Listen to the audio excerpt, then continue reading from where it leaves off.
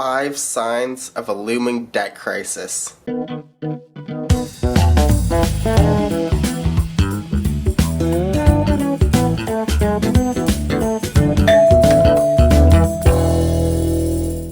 Sign number 1.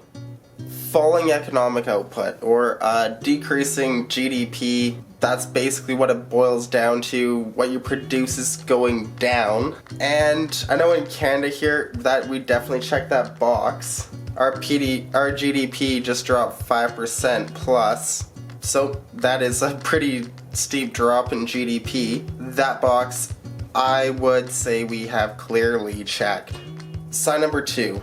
When your debt to GDP starts to go crazy high at a scale, when your debt is going beyond starting to go dangerously high in terms of means to pay off the debt. So what I mean by that is you could have a higher debt than another country who has a lower GDP. If someone's making $80,000 a year and they have a $2,000 debt, it's going to be easier for that person to pay that off than someone making $40,000 a year with a $1,500 debt. So your means to pay off the debt is kind of relative to the income, and the income for countries is generally based on GDP. That's the production. That's the revenue.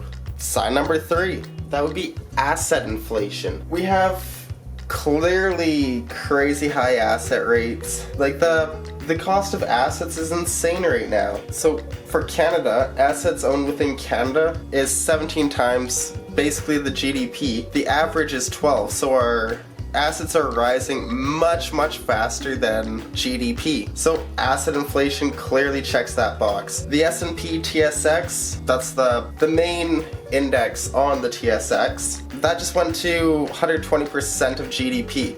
It's never been above 100 before now. It's never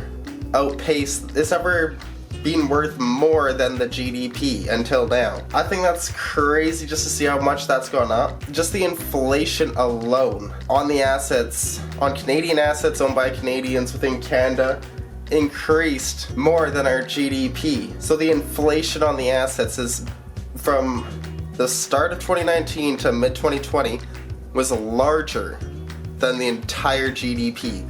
Just the inflation on those assets. Now keep in mind that money to purchase these assets is completely unsustainable because the money to value those assets at such a ridiculous rate must be earned through the economy. That is a big thing to think about. That's why I just don't believe it's sustainable whatsoever.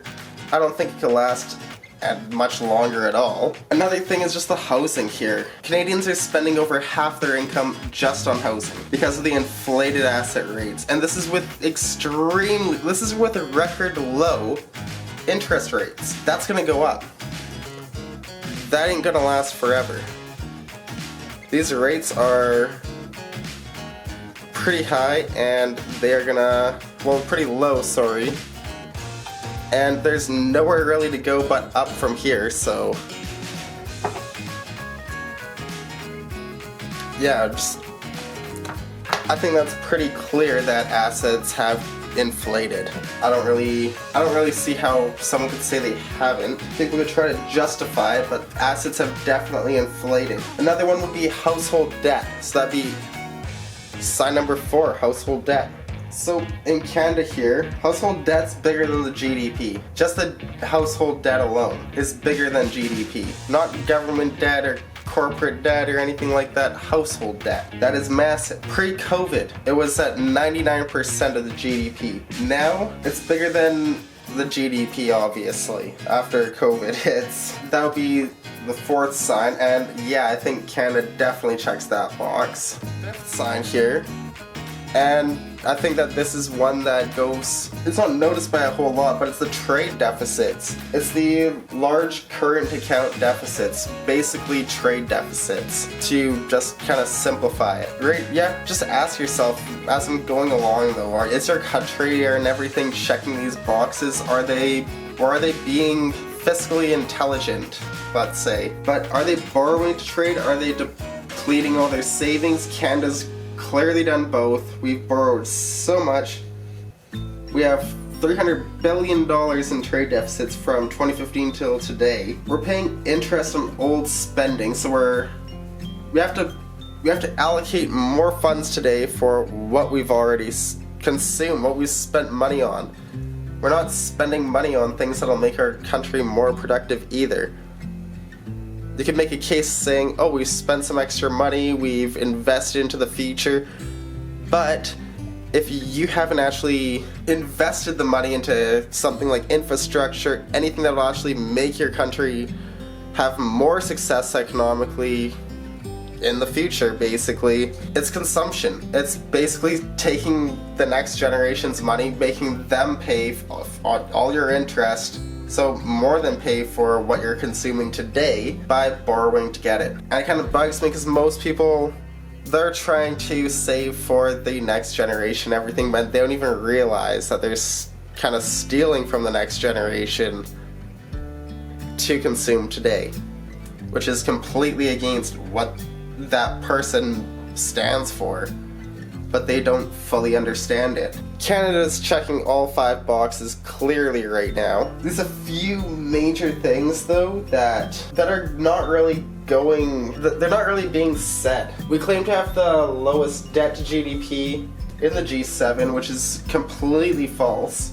And Pierre Poilievre covered this. Pierre Poilievre is a big reason why I'm doing this video, because it's so true, and I completely agree with everything that he basically said in that video. I'm kind of doing a simplified take on it and my thoughts on it, but he was kind of explaining how we're taking the assets from CPP and QPP and using them to deduct from our overall debt when we don't use any of the liabilities at the same time, and then we're running around bragging about how we have the lowest debt to GDP in the G7. Completely not true. That is some funky accounting if you're gonna say, hey, we're gonna take assets from here, we're gonna use Joe's assets, but we're not gonna factor any of his liabilities into the accounting. That makes no sense in trying to determine how wealthy a country is and everything like that. Oh, we're gonna take all these assets, but we can't factor any of their liabilities in. That's just a bold-faced lie to me. And I'm kind of surprised Canadians aren't upset about that. They seem to not really care, but I kind of want to cover this because people that watch my channel tend to be interested in all of this kind of stuff. I hope you guys are. And just kind of ask yourself, is your GDP falling? Are you stacking up debt? Is your debt increasing? Is your country their debt stable? Is it lowering? Is it increasing? What does it look like? How's your society leveraged? How's the credit card spending in terms of like households and everything? What's driving your economic activity basically? Is it working, earning the money, spending it, saving, or is it credit? I'm a credit-based economy. Are your assets inflating? Look at the markets near you, look at housing, things like that. Is the price going up and up and up? That is asset inflation. Is there large current account benefit or deficits? Basically trade deficits. How's your international trade looking? Look into those things, and if you're checking all the boxes, I do not know how there's not gonna be some kind of credit crisis coming in the future. And it seems, when I'm looking at a lot of countries, they seem to be checking a lot of these boxes. Some all of them, some 4 to 5, some 3 to 4. But there's a lot of countries checking a lot of these boxes, and it might be an idea to hedge yourself from the economic instability that is I'm not going to say it will happen, I can't say anything with certainty, but I'm clearly putting my money where my mouth is on this one. But I hope you guys enjoyed. That's kind of my thoughts, my opinions. Please like, share, subscribe. Stay positive. See you next time. And stay positive, because don't be worried, don't be scared, just be prepared and don't stress out about it. If you know what's going to come next, you're going to know how to act, you're going to know how to move forward. But yeah, sums it all up. Stay positive. See you next time. Thanks. Bye.